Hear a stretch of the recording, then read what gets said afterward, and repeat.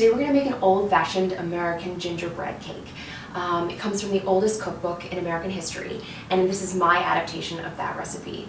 It's super soft and moist and perfect amount of spices with molasses, and then I've added a cinnamon cream cheese buttercream on top. To die for. So let's get into it. Old-fashioned gingerbread. So this is actually an adaptation of a gingerbread cake recipe that's in the first American Cookbook, so fun fact there. And because of that, it has a bit of a weird mixing method, okay? So it's not hard necessarily, and it is forgiving, but it's a little bit bizarre. I'm gonna make it in a stand mixer. You can also do this by hand with a wooden spoon. I'm gonna take a cup of boiling water. Oh, you thought this was just decor, did you? No. And then we're gonna take, I've got a little bit of salt and also baking soda that we are going to dissolve in our water. I'm gonna use the smallest mini whisk that I own. And I'm just gonna mix that in there until you don't see any lumps anymore. Next, we are going to whisk together our dry ingredients. I've got myself here, I've got AP flour. This is ground ginger, ground cinnamon, and allspice. Whisk those together. Alrighty. Next, we are going to beat our eggs and just the molasses in the bowl of a stand mixer. Again, you can do this by hand. So I've got 2 eggs here, and then I've got my molasses. Just go ahead and get all of the bits out of here. And I'm just gonna beat that until it's like really, really silky smooth. You'll see it's the eggs will emulsify into the molasses, and it'll get kind of like lighter and pale. You'll see. So I've got my baking dish. I'm gonna bake this in an 8x8. You could do a 9x9. You could actually bake it in a 9x11 as well. It'll just be a little bit thinner and not as like fat. So whatever you have on hand is great. And I am literally just going to spread this out.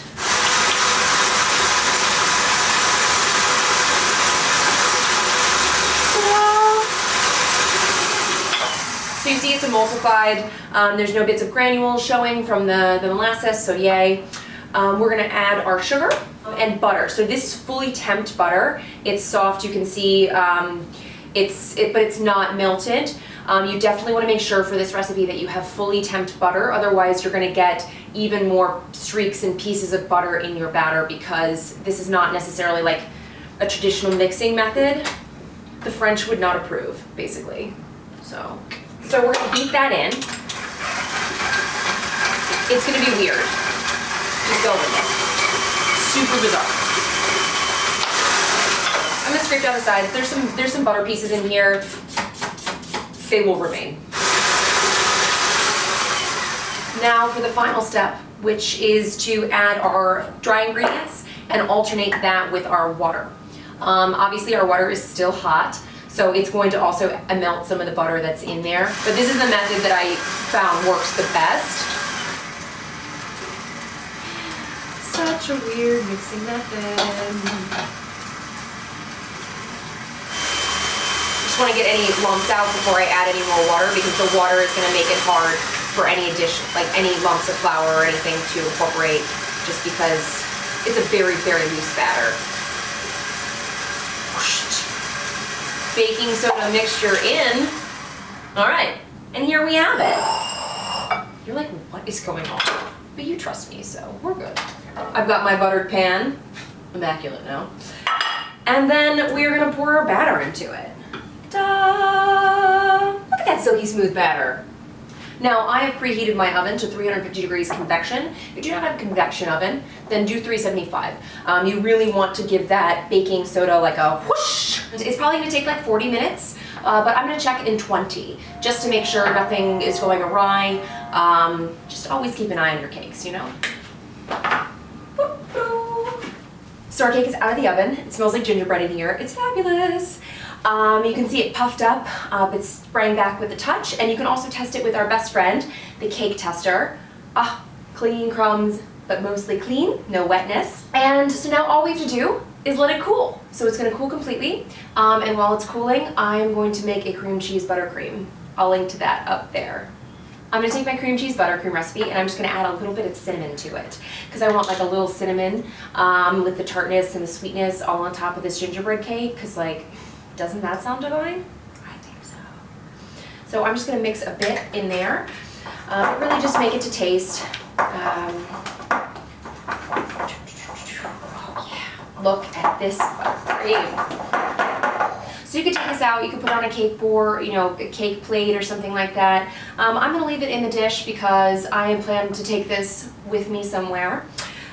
So I'm just gonna dollop a decent amount of cream cheese buttercream on top. I mean, like, just be generous about it, right? Like, this is exciting. And then we're just gonna spread it out. Just give it a good spread. Obviously it rose in the center, so this isn't going to be, you know, your most magical cake icing moment, or mine, but honestly, holiday cheer knows no bounds, so therapeutic. So therapeutic. Okay. And then I'm just going to put a little bit more cinnamon on top just to indicate, in case anyone was confused. Just I mean, it also just looks pretty, no? It's time to cut.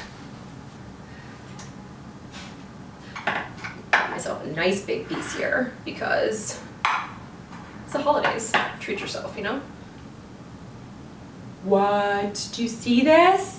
How tall it is and moist and fluffy. Oh. It's soft and moist with the perfect amount of spices. It has just this wonderful texture, super moist, like fluffy but not like crazy light. Oh, there's like a little bit of crunch on the top and the sides because of the caramelization, and the cream cheese buttercream just adds so much. You definitely don't have to make cream cheese buttercream. You can make an American buttercream. It doesn't need anything, but you could also just serve it with ice cream or on glaze, or really the world is your oyster here. Yum.